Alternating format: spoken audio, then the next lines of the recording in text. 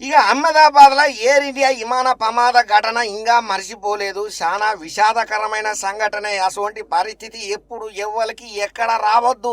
సంతోషంతో విమానంలో ప్రయాణం చేసుకుంటా ఉద్యోగాల కోసం కొంతమంది, డాక్టర్లమైనమని కొంతమంది, అమ్మానాయనలకు మంచి జీవితాన్ని ఇయ్యబోతున్నామని ఆనందంలో కొంతమంది, కొత్తగా పెళ్ళయి సరదాగా పోదామని చెప్పి అనుకున్నోళ్ళు కొంతమంది, ఇట్లా రకరకాల ప్రయాణికులు ప్రయాణం చేస్తున్న ఈ విమానం ఉన్నట్టుండి బంగ్లా మీద కుప్పకూలిపోడుతోని చాలా మంది జీవి తీసుకున్నారు. అది చాలా ఉదయ విధానకమైనటువంటి సంఘటన. ప్రత్యేకంగా చెప్పాల్సిన పని లేదు. అసలు ఈ బాధలకించే ఇంకా మంది బయటకు పడలేదురా నాయనంటే ఇక కొందరైతే ఏకంగా ఎయిర్ ఇండియా విమానం ఆఫీస్ కు ఫోన్ చేసి బాంబు ఉన్నదని బెదిరించుడు ఇప్పుడు పెద్ద చర్చకు రాచకే దారితీస్తున్నది. ఇది పెద్ద వివాదమే అవుతున్నది. ఇక ఎంబటే ఏం చేసిళ్ళు ఎయిర్ ఇండియా ఆఫీసర్లు విమానాన్ని ఎమర్జెన్సీగా ల్యాండింగ్ చేసిల్లయ్యా. ఇక వివరాల ప్రకారం ఏందయ్యా అసలు ముచ్చటనంటే ఎయిర్ ఇండియా AI 379 విమానానికి బాంబు బెదిరింపచ్చుడు తీవ్రంగా కలకలం రేపింది. పూకెట్ నుంచి ఢిల్లీకి వస్తున్నటువంటి ఎయిర్ ఇండియా విమానానికి బాంబు బెదిరింపు ఫోన్ వచ్చింది. దీంతోనే అప్రమత్తమైనటువంటి అధికారులు థాయిలాండ్ లో విమానాన్ని ఎమర్జెన్సీగా ల్యాండింగ్ చేసిండ్రయ్యా.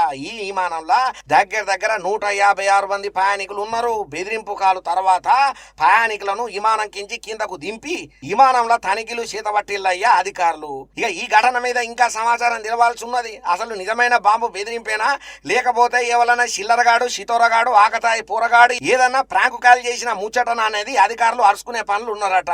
ఏందో ఏమోనుల్లా ఇయ్యాల రేపు మనిషి జీవితం చాలా గండంలోనే ఉన్నది. అడుగు పెట్టాలన్నా అడుగు తీయాలన్నా 1కి 10 సార్లు ఆలోచిస్తే తప్ప భూమి మీద నూకలు ఉంటాయో లేవో చెప్పలేని పరిస్థితి అని చెప్పి ఈ అహ్మదాబాద్ లో విమానము ప్రమాదం ఏదైతే ఉన్నదో దీని గురించి చాలా మంది ఈ తిరిగనే ఆలోచన చేస్తున్నారు.